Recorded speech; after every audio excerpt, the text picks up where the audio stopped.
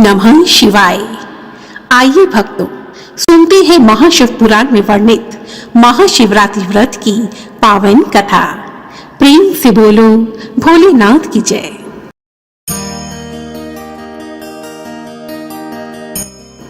एक समय की बात है, सूत जी ने ऋषियों से कहा, हे ऋषिगण, आज मैं तुम्हें समस्त पापों का नाश करने वाली महाशिवरात्रि व्रत की पवित्र कथा सुनाता हूँ। प्राचीन समय की बात है, किसी वन में गुरु ध्रुव नाम का एक शिकारी रहता था। वह शिकारी बहुत ही बलवान तथा क्रूर स्वभाव का होने के कारण सदा ही क्रूरतापूर्ण कर्मों में तत्पर रहता था। वह प्रतिदिन वन में जाकर मृगों को मारता और वहीं रहकर नाना प्रकार की चोरियां करता था। उसने बचपन से ही कभी कोई शुभ कर्म नहीं किया था। एक दिन संयोग से महाशिवरात्रि का सुंदर दिन आया, परंतु वह दुरात्मा घने वन में निवास करता था। इस कारण इस व्रत के विषय में कुछ नहीं जानता था। हमेशा की तरह वह उस दिन भी धनुष बाण उठाकर मृगों की शिकार के लिए वन की ओर चला, परंतु देव योग से उसे उस दिन वन में कोई जानवर नहीं मिला। शिकारी को वन में भटकते भटकते पूरा दिन बीत गया। अब तो वह शिकारी बहुत दुखी हुआ और फिर सोचने लगा, अब मैं क्या करूं? मेरे माता पिता, पत्नी और बच्चे भूख से तड़प रहे हैं। मैं उनकी भूख को किस प्रकार शांत करूं? तभी कुछ सोच विचार कर वह शिकारी एक जलाशय के समीप पहुंचा और फिर ऐसा विचार करने लगा कि यहाँ कोई न कोई जानवर तो पानी पीने के लिए अवश्य ही आएगा। उसी को मारकर घर ले जाऊंगा। ऐसा निश्चय कर वह शिकारी एक कलश में जल भरकर वहीं एक वृक्ष पर चढ़ गया। भोलेनाथ की महिमा तो देखो कि वह वृक्ष किसी और का नहीं बल्कि बेलपत्र का वृक्ष था और उसी वृक्ष के नीचे एक शिवलिंग भी स्थापित था, जो कि बेलपत्रों से पूरी तरह से ढका हुआ था। शिकारी को वृक्ष पर प्रतीक्षा करते करते रात हो गई और तभी रात के प्रथम पहर में एक प्यासी हिरनी वहां आई। उस हिरनी को देखकर उसका वध करने के उद्देश्य से शिकारी ने तुरंत ही धनुष पर बाण चढ़ाया, परंतु ऐसा करते समय उसके हाथ के धक्के से कलश में से थोड़ा जल और कुछ बेलपत्र वृक्ष के नीचे स्थापित शिवलिंग पर गिर गए और इस प्रकार अनजाने में ही शिकारी के हाथों महाशिवरात्रि की प्रथम पहर की पूजा संपन्न हो गई। और महाशिवरात्रि की इस पूजा की पुण्य के कारण उस शिकारी का बहुत सा पाप तुरंत ही नष्ट हो गया। पत्तों की खड़खड़ाहट सुनकर हिरनी ने ऊपर की ओर देखा और वह शिकारी को देखकर वह भय से कांपने लगी और शिकारी से बोली, हे शिकारी, मेरे मांस से तुम्हारे परिवार का पेट भरेगा। मेरे इस अनर्थकारी शरीर के लिए इससे अधिक महान पुण्य का कार्य और क्या हो सकता है? परंतु हे शिकारी, मेरे बच्चे घर पर इंतजार कर रहे हैं। मैं अपने बच्चों को अपने पति अथवा बहन के पास सौंप कर तुम्हारे पास वापिस आ जाऊंगी।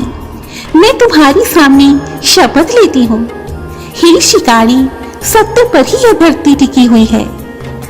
इस प्रकार अनेक शपथ लेकर वह हिरनी चुपचाप खड़ी हो गई। तब शिकारी ने उस पर विश्वास करके कहा, अच्छी बात है, अब तुम अपने घर जाओ। यह सुनकर वह हिरनी बहुत ही हर्ष के साथ झूमती झामती अपने घर वापस चली गई। उधर कुछ समय के पश्चात रात्रि का दूसरा पहर भी आरंभ हो गया और उसी हिरनी की दूसरी बहन उसी की राह देखती देखती उसी जलाशय पर जल पीने के लिए पहुंची। उसे देखकर शिकारी ने फिर से धनुष बाण खींचा और इस बार फिर से थोड़ा सा जल और थोड़ी बेलपत्र शिवलिंग के ऊपर गिरे। इस प्रकार उस शिकारी के हाथों शंभु भगवान की दूसरे पहर की पूजा भी संपन्न हो गई। यह हिरनी भी शिकारी को देखकर भय से कांपने लगी और शिकारी से प्रार्थना करने लगी, हे शिकारी, मेरा यह शरीर धन्य हो गया जो यह तुम्हारी भूख मिटाने के काम आएगा, परंतु मेरे छोटे छोटे बच्चे घर पर अकेले हैं, इसलिए मैं उन्हें अपने स्वामी को सौंपकर तुम्हारे पास वापिस आ जाऊंगी। उस हिरनी के बार बार गिड़गिड़ाने पर शिकारी ने कहा, ठीक है, पर जल्दी वापिस आना। और वह हिरनी हर्षपूर्वक जल पीकर वापिस चली गई। इतने में ही रात का दूसरा पहर भी बीत गया और तीसरा पहर आरंभ हो गया और कुछ ही देर में एक हुष्ट-पुष्ट हिरण वहां पहुंचा। उस हिरण को देखकर शिकारी बहुत प्रसन्न हुआ और धनुष पर बाण रखकर उसे मार डालने को उद्यत हुआ। ऐसा करते हुए प्रारब्धवश कुछ जल की बूंदें और कुछ बेलपत्र उस शिवलिंग पर गिरे, जिससे कि उसके सौभाग्य से भगवान शिव की तीसरे पहर की पूजा भी संपन्न हो गई। तब शिकारी ने हिरण से कहा, मैं अपने परिवार को भोजन देने के लिए तुम्हारा वध करना चाहता हूँ। यह सुनकर हिरण ने कहा, हे शिकारी, मैं धन्य हूँ। मेरे शरीर से आप लोगों की तृप्ति होगी, परंतु एक बार आप मुझे घर जाने दो। मैं अपने बच्चों को उनकी माता को सौंपकर तथा सबको धीरज बंधाकर वापिस लौट आऊंगा। शिकारी ने कहा, जो जो यहाँ आए वे सब तुम्हारी तरह बातें बनाकर वापिस चले गए। तब हिरण ने कहा, दूसरे की धरोहर को हड़प लेने से, झूठी प्रतिज्ञा करने से जो पाप लगता है, वही पाप मुझे लगे यदि मैं वापिस लौटकर ना आऊं। तब शिकारी ने कहा, ठीक है भाई, लेकिन शीघ्र वापिस आना। और इस प्रकार वह हिरण भी हर्षपूर्वक वापिस चला गया। उधर सभी हिरण आपस में मिले तथा आपस में एक दूसरे के वृतांत को सुनकर सत्य के पाश से बंधे हुए। सभी हिरणों ने यह निश्चय किया कि उन्हें शिकारी के पास अवश्य ही जाना चाहिए, और ऐसा निश्चय कर उन्होंने अपने बच्चों को पड़ोसियों के हाथ में सौंप दिया और शिकारी के पास वापिस जा पहुंचे। उन सभी हिरणों को एक साथ आया देखकर शिकारी को बहुत ही हर्ष हुआ। उन सब का वध करने के लिए उसने धनुष पर बाण रखा और फिर से जल की कुछ बूंदें और कुछ बेलपत्र शिवलिंग पर गिरे तथा इस प्रकार शिकारी के हाथों भगवान शिव की चौथे पहर की पूजा भी संपन्न हो गई और उसी समय शिकारी के समस्त पाप भी नष्ट हो गए।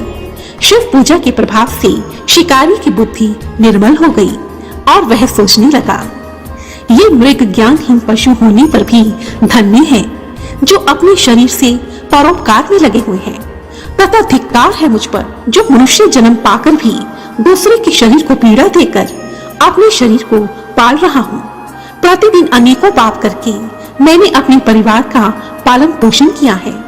ऐसे पाप कर्म करके मुझ पापी को कौन सी गति प्राप्त होगी। इस प्रकार दुर्लभ ज्ञान की प्राप्ति होने पर उस शिकारी ने उन हिरणों से कहा, हे श्रेष्ठ मृगों, अब तुम वापिस जाओ। शिकारी के ऐसा कहते ही भगवान शंकर उस पर अति प्रसन्न हो गए तथा तत्काल ही उसके समक्ष प्रकट हो गए।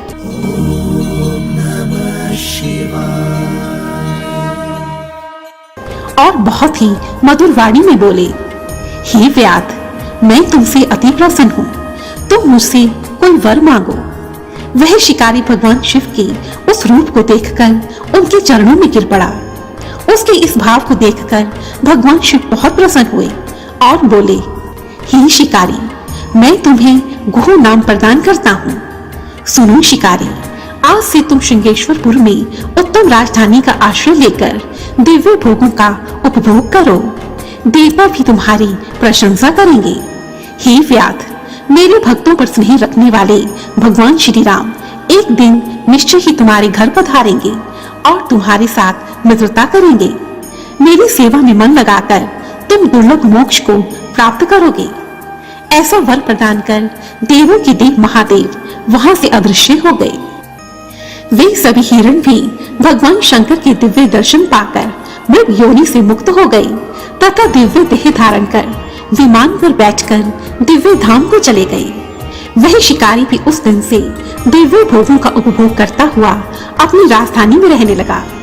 और जब भगवान श्री राम वनवास को गए तब उसकी मित्रता भगवान श्री राम से हुई तथा अंत समय में उस शिकारी को शिव का सायुज्य प्राप्त हुआ। अंत में सूत जी कहने लगे, हे ऋषिगण, इस प्रकार अनजाने में की गई महाशिवरात्रि की पूजा से उस शिकारी को मोक्ष की प्राप्ति हुई। संपूर्ण शास्त्रों तथा ग्रंथों में महाशिवरात्रि के इस व्रत को सबसे उत्तम व्रत माना गया है। इसलिए अपना हित चाहने वाले मनुष्य को इस शुभ व्रत का पालन अवश्य ही करना चाहिए तथा प्रेम से इस व्रत कथा का श्रवण करना चाहिए। जय भोलेनाथ, जय महादेव। प्रेम से बोलो भोलेनाथ की जय। धन्यवाद।